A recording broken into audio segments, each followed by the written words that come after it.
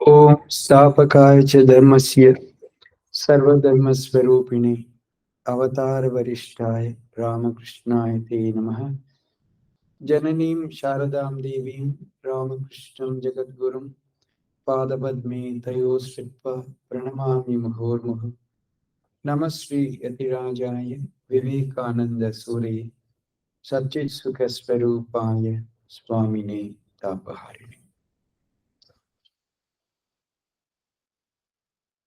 So this Rashmani is the conversion or the turn of events in her life. That's what we are just beginning. The virtuous Rani Rasmani had a constant and genuine devotion to the goddess Kali. To stamp the official documents of her estate, she had a seal made with the inscription Srimati Rani Rasmani Dasi, desirous of the feet of Kali. Kali Charan Abhilashi Rasmani Dasi. That was their official stamp. She was so devoted. For a long time, she had a desire to go to Varanasi and perform special worship to Vishweshwar Shiva and Annapurna. It is said for this pilgrimage she saved a large sum of money. But she could not fulfill her wish because her husband died suddenly and the responsibility for managing the estate fell on her shoulders. So she had no such background, but she was so intelligent. She learned everything and she was extremely powerful and capable also. By 1847, however, her sons-in-law had been trained to help run the estate, especially the youngest one, Mathu, who became her right-hand man. So the Rani decided to visit Varanasi. The night before the journey, when all arrangements were complete, the Rani had a vision of the goddess and received his command. You need not go to Varanasi. Install my image in a beautiful spot on the bank of the Ganges and arrange for daily worship and food offerings to me. I will manifest myself with that image. So imagine how devoted she was that goddess Kali herself appeared in a dream and gave her clear instructions. You need not go to Varanasi. क्योंकि वाराणसी क्यों चाहते हैं? Because we want to gain punya, we want to acquire merit. And there are various beliefs like, if you die in Varanasi, that will be your last birth and mukti and so on. So obviously, many traditional Hindus always cherish a desire, Jivan mein ek baar Benares jana. So she also had, but then if you receive such a powerful instruction, even in a dream, of course, it's not exactly given whether it was only dream or it was an actual vision. It's mentioned actually here, receive this command, you need not go to Varanasi. Ganga ji के तट पर ही अच्छा ऐसे मंदिर बना के मेरा विग्रह प्रतिष्ठा करो. I will manifest there. So if you go to, so many sadhakas have visited Dakshineshwar, considered a very, very powerful temple. The devout Ravani was delighted when she received this command. She cancelled her pilgrimage to Varanasi and resolved to build the temple with the money she had accumulated. वो बहुत पैसा इकट्ठा कर रखा था for this pilgrimage. She thought she will build a temple. It was very. See, it requires, even when you, particularly if it is a dream or something, it's very difficult to accept it fully. Quite often the mind doubts whether it is correct, but I heard it correctly, whether it's my interpretation is correct. Of course, here it was very clear. There was no room for any interpretation. Normally, when you see something in the dream or some such thing happens, the mind is in a state of doubt. मैं क्या ठीक देखा? बनारस जाना छोड़ दूं? Should I do that and should I do this or both? All kinds of confusions come in the mind. But because she was very devoted to Mother Kali, and the vision came, see, although she was planning to go to Varanasi, it was not Lord Shiva who appeared. Kashi तो साधारण तो हम लोग शिव जी की पूजा करने के लिए जाते हैं एंड साथ के साथ I mean all Annapurna Mandir also. But here it was not a vision of Shiva, it was a vision of her own Mother Kali, for whom she had a very special devotion and love. So Mother Kali herself appeared and said that you don't have to go to Benares. You install me on the build a temple and install my image, and I will manifest myself within that image. मैं वहाँ जागृत हो जाऊं. So naturally she started. It took a visible form, her long cherished devotion. She bought a large plot of land. Of course, there's also another version.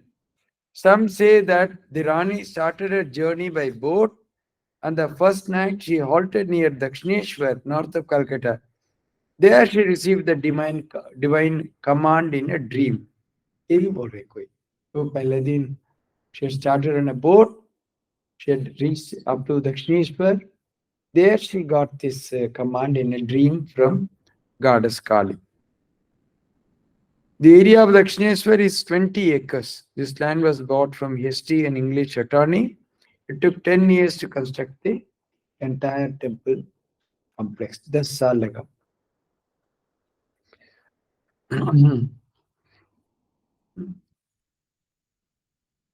And began to build a huge temple with 9 spires, a temple complex, and a garden, spending money lavishly. The construction continued for 7 or 8 years or so. But by 1855, the temple complex was still not complete. पूरी तो मंदिर तो हो गया था, लेकिन सब कुछ पूरा 55 तक नहीं हुआ. But then something happened which made her quicken the process of installation. क्या हुआ? The Rani thought to herself that life is uncertain. She waited a long time until the temple construction was completed before installing the image of the Divine Mother. Her resolve might not be fulfilled during her lifetime. गुजर जाए क्या हो जाए? If I die. With this in mind, the Rani had the installation ceremony performed on the 31st May 1855, the auspicious day of Snan Yatra. स्नान यात्रा दिन हर साल पुरी में जगन्नाथ जी के विशेष रूप से स्नान करवाते हैं. बहुत बड़ा उत्सव है. That's considered very sacred. So she chose Snan Yatra day as the installation day. The reader should be aware of a few incidents that took place prior to the inauguration. Devotees love to serve their chosen deity as they themselves want to be served. So prompted either by a divine command or by the natural passion of her heart, Rani was eager to offer cooked food to the Divine Mother. So her mandir mein, in fact in India at least, in all temples, wherever there is an image, there should be a cooked offering. आप विग्रह बैठाएंगे, भोग offer नहीं करेंगे, that's considered very not proper at all. And moreover, as Maharaj himself writes, all devotees, true devotees would like to have that loving relationship with their own Ishta Devata, where they treat that Devata as a living deity, not a vigraha or image. When the Ishta Devata becomes a living relationship, then you would like to offer food, cooked food, sweets, and dress. We see in many places how they decorate Gopala, how they offer food. One lady used to bring in a basket here.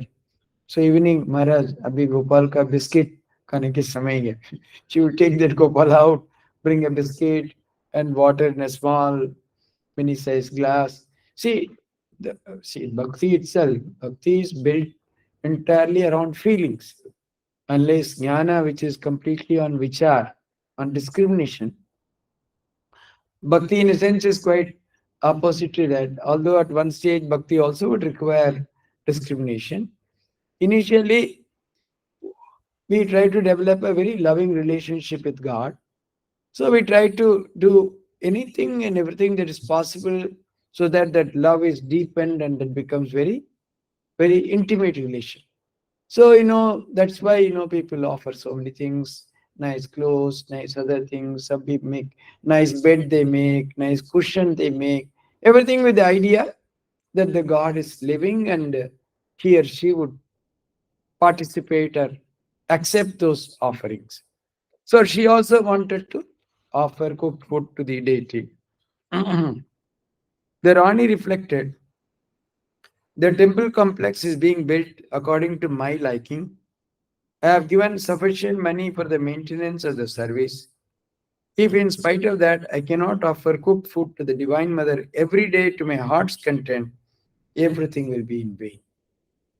I say if we cannot offer, but itna bada mandir banaya, murti bitaya, all those things, crores have been spent and Ma bhukha rahegi, nothing is being offered, is it possible? So she was very much worried. But nonetheless, people will say, what a content, what a glorious achievement of Rani Rasmini. She left this gorgeous temple as a legacy. Who cares for such praise? O Divine Mother, please don't deny my heart's desire by giving me worthless fame. Always reveal yourself here and graciously fulfill my prayer. ये उनकी एकमात्र प्रार्थना था. You reveal yourself in this image.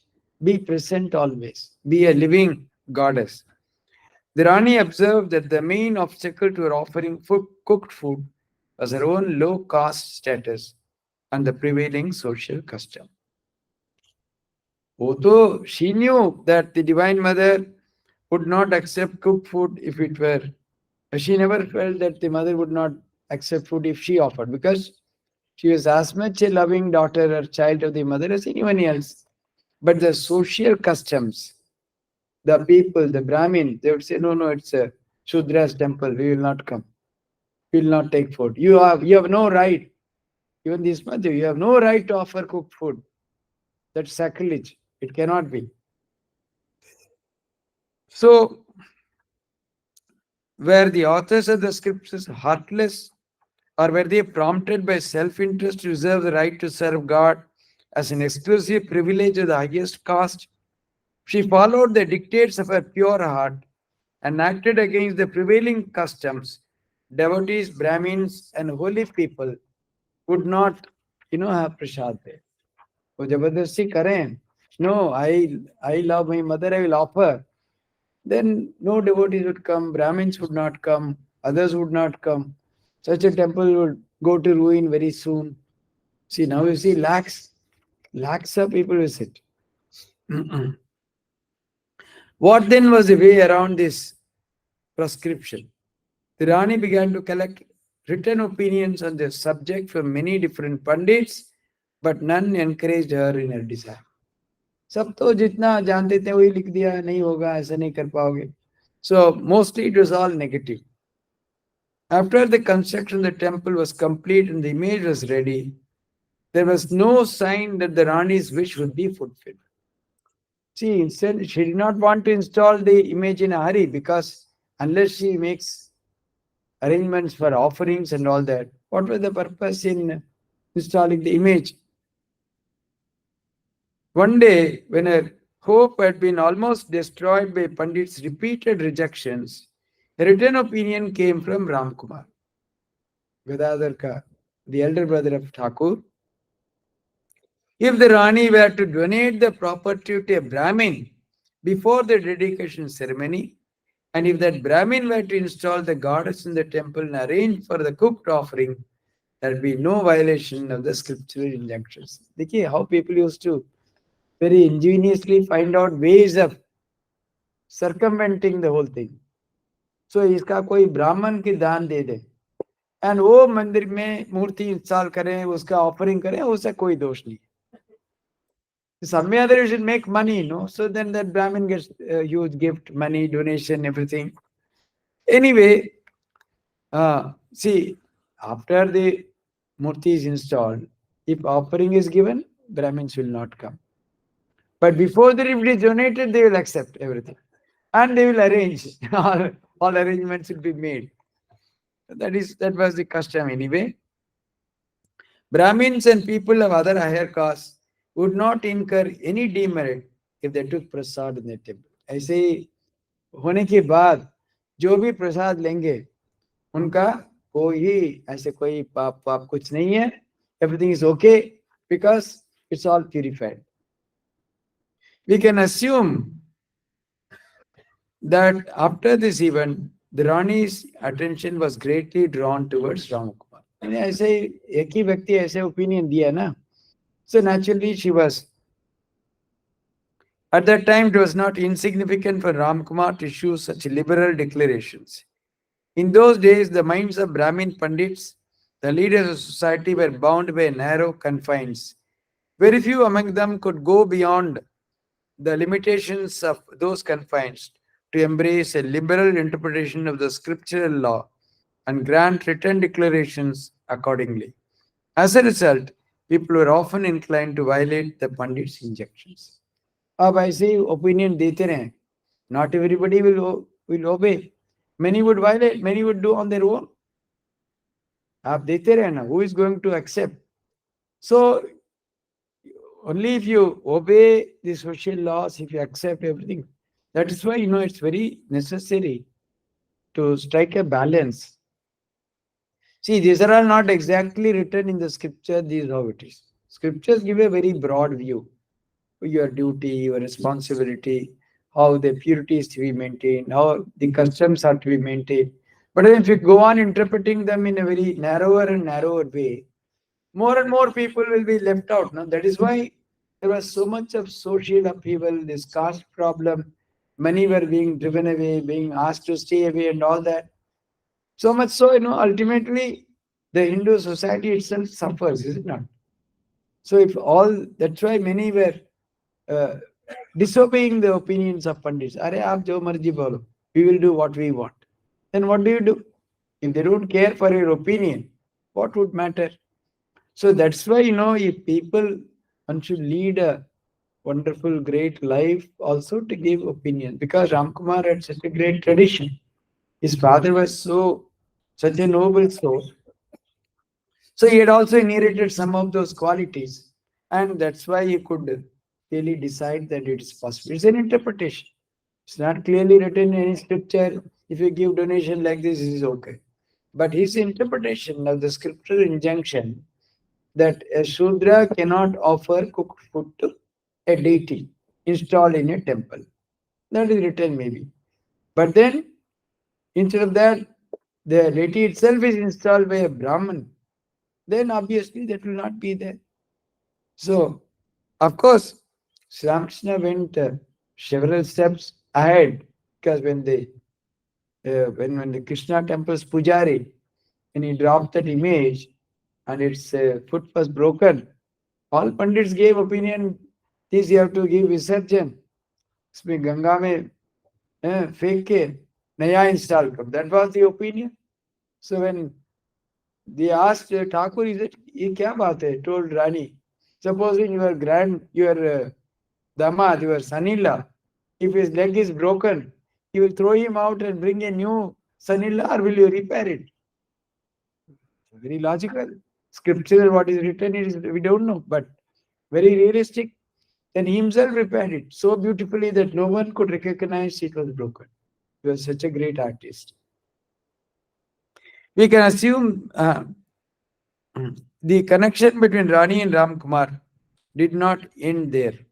Although the intelligent Rani paid the appropriate respect to the descendants of her guru, she knew they were completely lacking in knowledge of the scriptures and unfit to perform worship in the proper manner. She had an option. Her own guru was a Brahmin. So she could have donated it to him and asked him to install. But she did not know. She knew that they were getting their money and gifts and all that, but they were not well versed in scriptures. So that later on, if somebody challenges tomorrow, how it happened. No, we don't accept. And again, there'll be a problem. She may not be there at that time. So she wanted to give it to a really scripturally oriented Brahmin. Someone was deeply well versed in scriptures, such a person, so that everything is done properly. So just you are secretly trying how to get Ram Kumar. The person who gave the opinion, if he comes, obviously that's the best.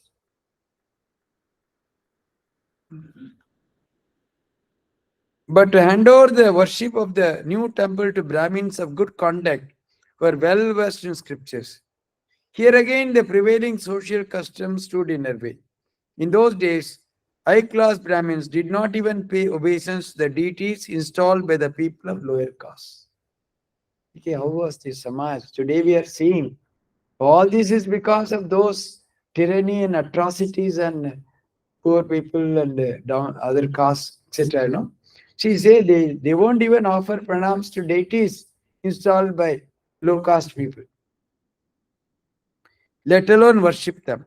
And these Brahmins thought degraded Brahmins, such as the family of the Rani's guru, had lost their caste status. ऐसे भी वो लोग खुद भी अंदर grading करते थे, ये उच्च वंश है, बीच में है, एक बिल्कुल चला गया, all that. So, therefore, no Orthodox Brahmin was able to perform rituals and officiate as a priest, was willing to accept the position in the Rani's temple. कोई वहां आने के लिए तैयार नहीं है. See, Mahakali ki upasana karna har roz, it's an elaborate system, So Orthodox Brahmins alone can do, but no one was willing. क्योंकि तो मंदिर तो गड़बड़ है. Not giving to disappointment, Rani increased the salary and gifts. वो भी बढ़ा दिया, ज्यादा पैसा गिफ्ट्स, फिर भी कोई नहीं आ रहा. Hemangini, a cousin of Ramakrishna, lived in the village of Sihar, not far from Kamarpukur. Sihar was a home to many Brahmins. Mahesh Chandra Chattopadhyay of Sihar was then working on the Rani's estate. कि वहाँ कोई काम कर रहे थे. To make a little more money, he undertook the task of recruiting Brahmins for the Rani's temple to work as priests or cooks or to perform other duties. ये भी काम वो ले लिया, मैं ही संग्रह करके दे दूंगा. I will give you Brahmins for cooking, for puja, for everything. That means he will get some probably commission or some payment for that. He went to his village and told the poor Brahmins that it would not be degrading to work in Rani's temple. In order to convince them, he selected his elder brother Kshetranath to be a priest of the Radha Govinda temple. कोई अपना बड़े भैया के वहाँ कृष्ण मत में पुजारी लगा दिया. He says he is going, you all come, you'll all get good income. After appointing one of his own family to the post in the Rani's complex, it was easier for him to attract other workers. But he became anxious when, after much effort, he could not find an appropriate priest for the Kali's temple. बाकी सब तो हो गया. रंधनशाला में काम करने वाले, बाकी सब helpers, all Brahmins were available. But the main, that mother's temple, कि वो आने के लिए तैयार. Everybody was afraid. क्या होगा? Finally, Mahesh had been acquainted with Ram Kumar for a long time. It seems they had a friendly relationship as neighboring villages. Mahesh knew that Ram Kumar was a devout spiritual aspirant and been initiated into a Shakti mantra. He was also aware that Ram Kumar's family was in financial distress. सब जानते थे इनका क्या स्थिति है. He did perform worship for the Digambar Mitra's family in a few households in Calcutta. But Mahesh doubted that Ramkumar would accept a position as a priest in the temple of Rani because she belonged to the Kaivarta fisherman caste. वो तो मेचवा परिवार का महिला थी. So उन्होंने मंदिर बनाया, वहां रामकुमार कैसे मानेंगे? He was not sure. The day of the installation ceremony was nearing. तो पहले तो तारीख तो निर्णय कर लिया 31 मई. It was getting close. and a qualified priest had not been found. Mahesh reviewed the situation and finally decided to try Ramkumar. But instead of approaching him directly, he explained everything to the Rani and asked her to invite Ramkumar to perform on the day of the installation ceremony. खुद ही नहीं कि अभी तो बगल वाला गांव का आदमी है मेरे बात मानेंगे नहीं. He was not sure. So he told everything to Rani. He is very devoted, he is initiated in Shakti mantra, is fully qualified, well versed in scriptures. Go and catch hold of him. But perhaps he did not know that he was the person who had given the earlier opinion. Otherwise, he would have gone directly. So the day of, instead of approaching him directly, explain everything. The Rani had already a high opinion of Ramkumar's competence since she had received the favorable written opinion from him. उन्होंने पहले जो एक opinion दिया था. Now she was delighted by the possibility of officiating as priest. She sent the following humble invitation to Ramkumar. Based on your scriptural interpretation, I have proceeded to install the Divine Mother in the temple and have arranged for everything for performing the ceremony on the coming auspicious day of Snan Yatra. आप तो एक मंतव्य किया, you have given an opinion. Based on that, I have already installed the image. All arrangements are complete. Now the ceremony has to be performed. We have found a priest for Radha Govinda, but no competent Brahmin has come forward to appreciate as the priest for Mother Kali and to help me in the installation ceremony. Therefore, please arrange something soon in this respect and save me from this predicament. You are a great scholar and well versed in scriptures, so you know that not just anyone can be appointed as the priest. ये भी बोला आप कोई किसी का व्यवस्था करो. You gave the opinion. I have done everything. Now, if it is not done, it's not proper. But we need a good pujari, a good Brahmin who is well versed in scriptures. You know the conditions. Who can do it? So you find out. सीधा बोला नहीं तुम आ जाओ. Then he may say, I will not come. But you find out. You have given the opinion. Mahesh took the Rani's letter to Ramkumar himself. He explained the whole situation and persuaded Ramkumar to accept the position of priest until a competent replacement could be found. आज कुछ दिन के लिए तो करो. When we find another person, we will change. Not motivated by greed, the devout Ramkumar went to Dakshineshwar on the appointed day to ensure that the Divine Mother's installation would proceed unimpeded. तो प्रतिष्ठा दिवस में वो मंदिर चले गए. Later, when it became apparent that no other suitable priest could be found, the Rani and Mathur humbly requested that he stay on. तो दोनों माथुर भी पकड़ा, रानी भी बोला आप ही करो. We have not got anybody else. From tomorrow, what will happen? You have installed today. From tomorrow, there will be no puja, no offering. Then there will be sin. But he had done the installation. See, if you go and do a pratishtha somewhere, if you do from the next day, nothing will happen. Obviously, you should not go, no, because that sin will come to you also, because you have installed.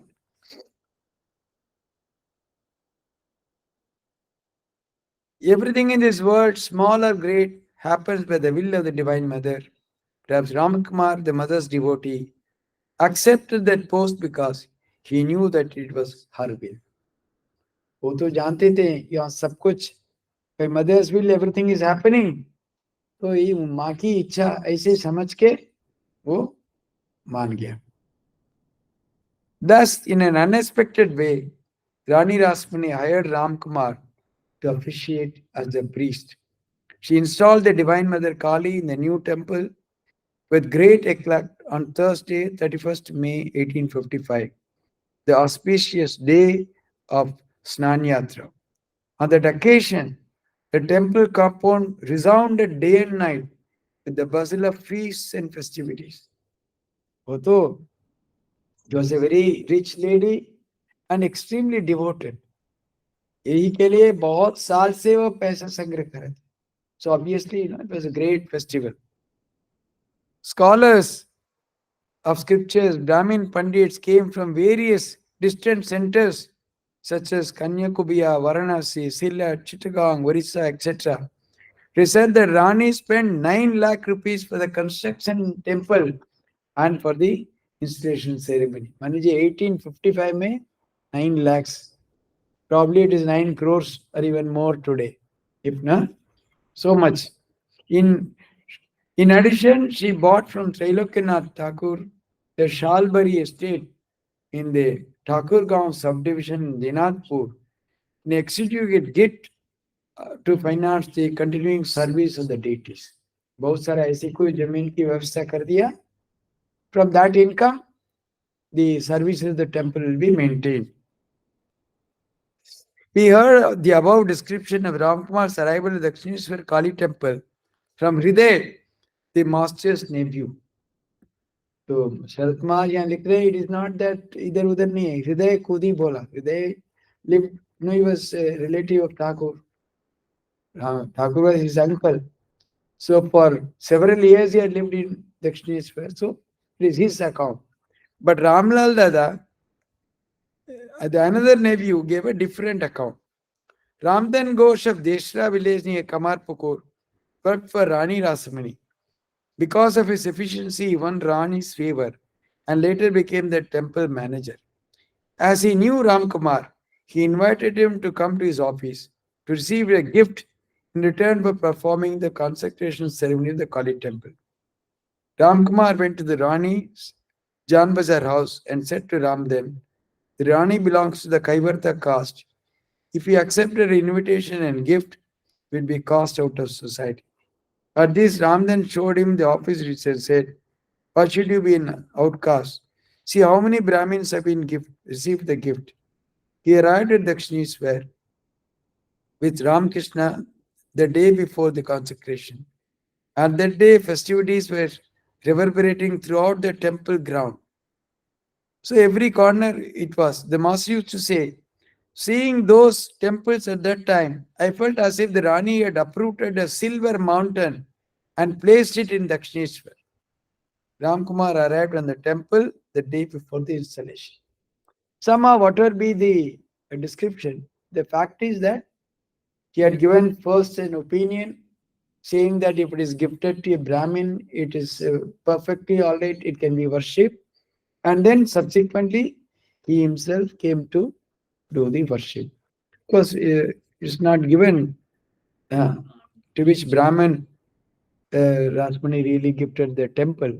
Anyway, she made arrangements for worship, she made arrangements for everything. Some say that on the day of the installation, Ramkumar took uncooked food from the temple store, cooked it on the bank of the Ganges, and ate it after offering to his chosen deity. Still, he was not sure. मैं बोला ना मन में संदेह आ जाता है. So he took from the stores the provisions and cooked separately on the Ganges bank, offered it to his own deity and took it. But slowly I think it all changed. But this seems improbable because it was Ramkumar, the mother's devotee, who himself had given the scriptural interpretation and arranged the offering of cooked food for the goddess. It would be illogical if he had to refuse that food and go against his own opinion and the direction of the devotional scriptures. We did not hear such a thing from the master. Therefore, we believe that after performing the worship, Ramkumar joyfully ate the food offered to the Divine Mother. So he says that doesn't be a correct account because he had given the opinion, he had performed the ceremony, he had offered food. Would he not take that prasad? So he must have taken. But although the master wholeheartedly joined that joyful festival, he followed strict caste rules regarding food. Imagine Thakur following caste rules, not eating from the temple prasad, taking some, he used to buy एक पैसा का मोरा लेके खाते. In the evening, he bought 1 pice worth of puffed rice from nearby market and ate it. That night, he walked back to Jamapur school to rest. Or Abhini, whole day is all the function. He was there, he was very happy, but he did not take food. And he went to a shop to buy. See the See the transformation. The person who was so strict about caste rules came to the temple, became the priest. Then, threw off his sacred thread, clothes, everything, went deep into the jungle to meditate. And it was such a totally different Ramakrishna, as to say. The moment he came to the temple, initially this was his first reaction. He was not happy that his elder brother, who is very orthodox, he is appreciating in this temple built by a low caste woman. And he was not at all keen to take food and do anything. But slowly, that's why when there is a divine intervention, life changes very differently. He was not even ready. But then, suddenly he was roaming about here and there. But then I think he made a beautiful Shiva image. And Madhur Baba saw it from a distance. He was so impressed. He said, if a person can make such an image, if he does puja, the deity will be awakened. Ma Jagrit ho jayegi. He was fully convinced because seeing the way you could make the image. So somehow whenever Mathur would come, Thakur would run away. He vanished somewhere so that he cannot meet him. Fine. One day somehow they came face to face. He can't hold. Then he said, no, I can't manage all that ornaments and all this. Mera nahi hoga. No, I'll put somebody. So he arranged Hriday, he will take care of all ornaments, everything. You only sit and do puja and come away. No responsibility. That's how he started. But within no time, it became a totally different puja. Who was the pujari? Who was the worshipper? Who was the worshipped? It was a big debate because he himself placed flowers on his head. Would say, Mother, you want it to be this way. And he would feed a cat saying, Mother, you are appearing in this form. माँ के लुच्ची पहले बिल्ली की खिला देती. Cat used to be given the luchi before. So, it became do or die battle. If mother is there, I must see her. If mother is real, I must literally see her in flesh and bone right in front of me. He had many indications. You would every day because you would hardly sleep. At night, you could see mother standing on the veranda with her hair, wafting the air. And several times, in the temple, she would place his, finger near the nostrils of the mother. She could feel that the mother was breathing. All those indications he got, but that was not enough. He literally wanted to have mother's vision. Literally wanted to see. Of course, she not only saw her, day and night he talked to her, and that she was his only guiding light for the rest of the life. Whatever he did, whatever sadhana, whomsoever he met, whomsoever he talked to, wherever he guided, whatever he did, everything was mother's wish. So much so, even towards the end of his life, when he was so sick, they all said that aap to maa ki itni nazdik hai. You tell her, you're not able to eat anything. Then he said, he went to mother, came back. You see, mother said, why do you want to eat through one mouth? Are you not eating through all this? So, at every point of time, whenever any doubt came in his mind, the only point of reference was the divine will. See, imagine that kind of a relationship. We hear sadhakas getting the vision of God, seeing them once a lifetime. To have a vision once in a lifetime itself is a very big thing. Even many great sadhakas have gone only that far. Once they say, oh, you had a vision. That means once they have seen. But not only seeing repeatedly, day and night, continuously being in touch with the Divine Mother. And even for ordinary, anything related to the world also. Narayan says something, it is right or wrong, go and ask the mother. As if, she was just sitting in the next room so that Thakur can go and talk to her. That kind of an intimacy. It's all unheard of. It's not even possible for us to comprehend or imagine in any way how it is possible. But it did happen. That's what Maharaj says again and again. Om Shanti Shanti Shanti Hari Om Tatsat Shri Ram Krishna Arpanamastu.